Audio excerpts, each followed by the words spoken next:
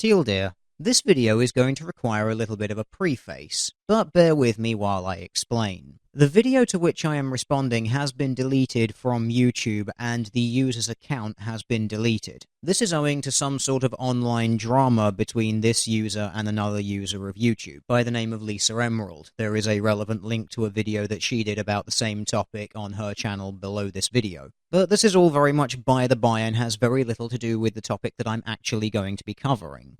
This video was produced by someone proclaiming themselves to be part of the MGTOW community. And while this sort of content is not typical of what is produced of the MGTOW community, it is definitely becoming more and more prevalent. And that is somewhat concerning, but you will see why. But boy, I can't wait to hear all of those comments about how I either don't understand MGTOW, something about being a beta male mangina pussy whipped woman worshipping pussy pedestalizing white knight, someone who should totally go after the leaders of MGTOW despite it being a leaderless movement with some claim of intellectual dishonesty attached to it, or how this is some sort of hit piece against MGTOW. Because an increasing number of MGTOW these days do not seem to be able to separate themselves from the philosophy. Because me pointing out the stupidity of an individual is now apparently somehow an attack against all MGTOW everywhere. Yep, some of them have taken just so many massive red pill suppositories that they can take someone such as myself who is quite benign towards MGTOW and turn them into an enemy somehow. Your tribalism is showing. Quite ironic for a bunch of people claiming to be going their own way. But this is all a lot of show and not a lot of facts. Let's get into the meat of this, shall we? Angry MGTOW here. At least you admit it. Recently, a user named TNA Fracking Sucks posted a comment on one of my videos and really touched a nerve with me. See, I thought about what he said and I just had to agree with him. He commented that women suck. Not only do they suck, but compared to cockroaches are better than women. Boy, I can't wait to hear all of your compelling scientific evidence to back that claim up. He said that dogs were more human than women, which is something I think a lot of people can agree with. I assume that this lot of people that you're talking about have absolutely no clue what taxonomy is. Because dogs are loyal, and they're compassionate, and they're also patient. Now, the loyalty of dogs is not really something that I'm going to question here because this is a known fact since they are pack animals. But compassionate? In order to show any sort of compassion, you have to be able to empathize or to sympathize with someone. Dogs cannot and do not directly empathize with humans. They don't experience the same number of feelings or emotions that we feel, nor do they experience them as keenly. Even the most intelligent of dogs are only about as mentally developed as a 2- or 3-year-old child. And empathy doesn't even begin to manifest in humans until the age of between 4 and 6. Some dogs will display empathic-like responses, as can be seen in this study from 2012, where in a small selection of groups they were more likely to respond to a human who was crying than to a human who was humming or was talking. But when you look at the results, generally all the dog would do would be to look at the person, and this isn't necessarily the dog empathizing with the person or showing compassion with the person.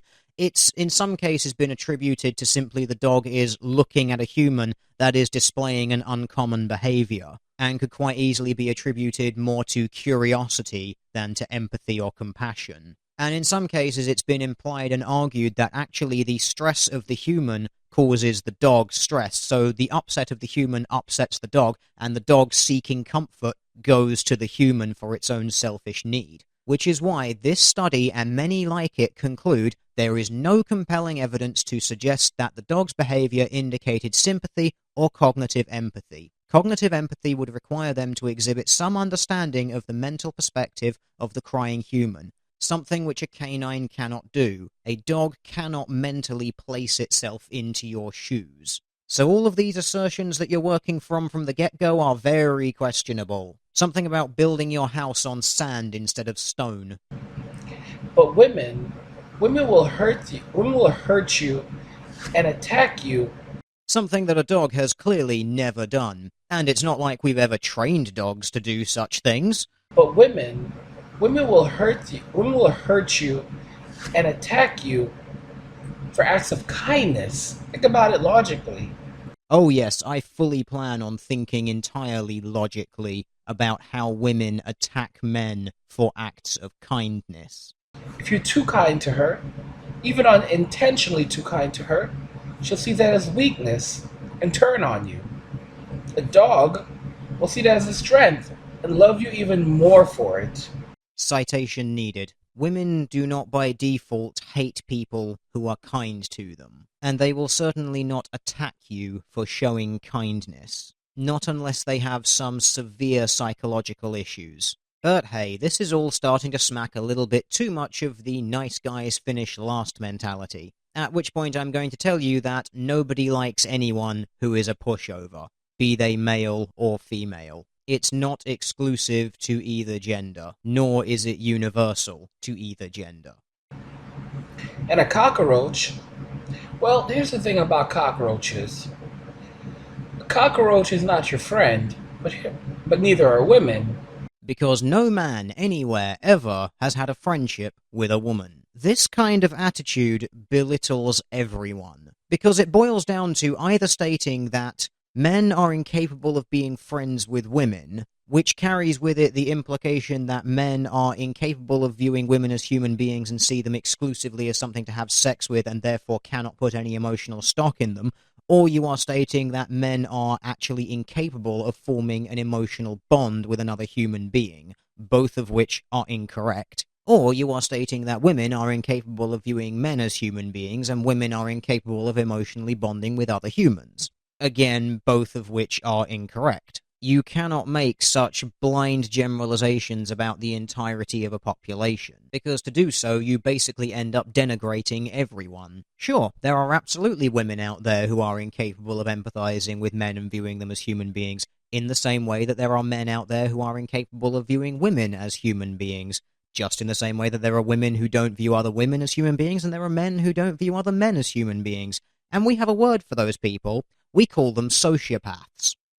And the thing is, if a cockroach sees you laying down, the cockroach is more likely to crawl around you than to actually crawl on top of you. The woman is more likely to attack you.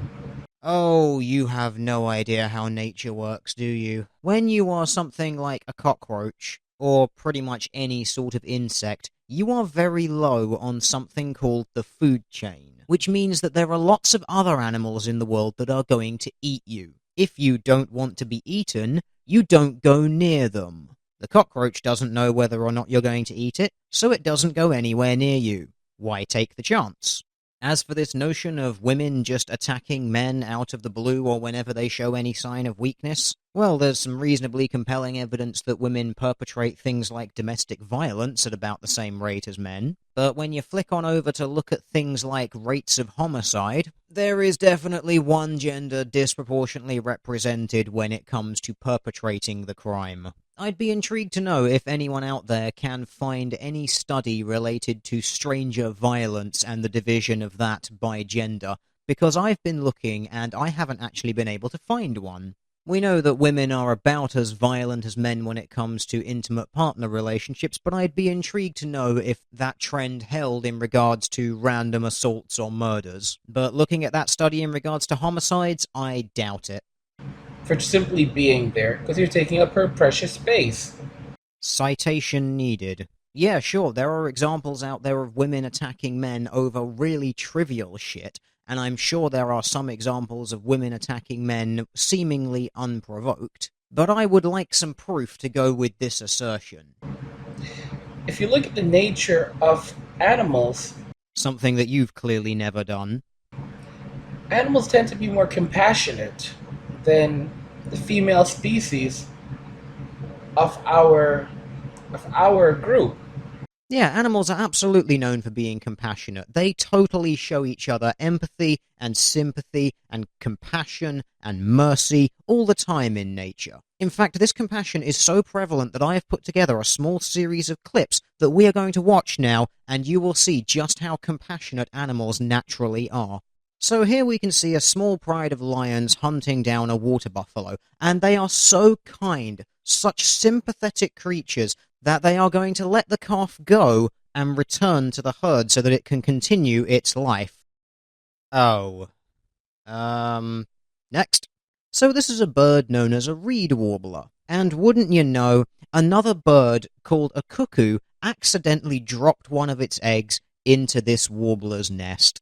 I mean, accidents happen, right? And wouldn't you know that the cuckoo just happens to be the first bird to hatch? And I'm sure that these animals, being so kind, so compassionate to each other, that this adopted cuckoo is going to grow up just absolutely fine and have a fantastic life with its 3 adopted siblings. Oh. Well, you know, cuckoo is just a very accident-prone bird, clearly. I'm sure it'll be totally accepted by its 2 other siblings. Ah. Well, like I said, very accident-prone. I'm sure that, this isn't an accident, is it? No, it's doing this deliberately, isn't it? Next. So here's some cute baby sea lions frolicking by the ocean side, and all animals being so compassionate, so kind, so sympathetic to each other, they could never possibly— oh, fuck you, nature. But honestly, animals are so compassionate to each other, I swear. Most animals tend to be more compassionate than women. Women tend to be lower than the lowest animal, than the lowest critter, than the lowest cockroach. As you have so clearly demonstrated with your mountains of evidence. Thank you for listening, and thank you for taking your daily dose of the red pill. Thanks, Sandman, or whoever the fuck you think you are.